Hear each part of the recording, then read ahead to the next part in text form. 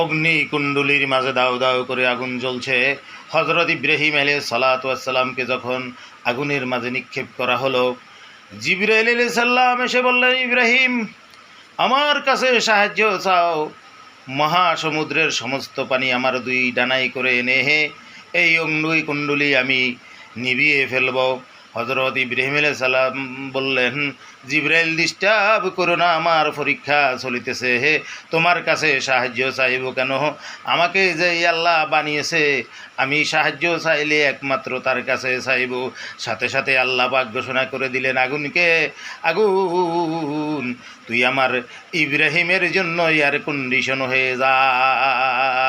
কুলনা ইয়া narrow কুনি বারদাও সালামুন আলা ইব্রাহিম। নমরুদ দেখতে পেল অগ্নিকুণ্ডলীর মাঝখান থেকে ধীরে ধীরে আগুন নিভে যাচ্ছে।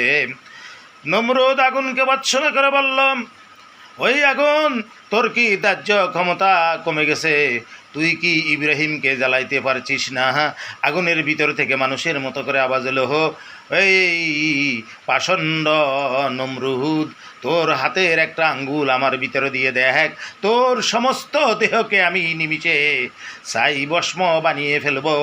কিন্তু আল্লাহর নবী ইব্রাহিম আলাইহিস সালাতু ওয়াস সালামের এক গাছা পশম জ্বালানোর ক্ষমতা আমার নাই।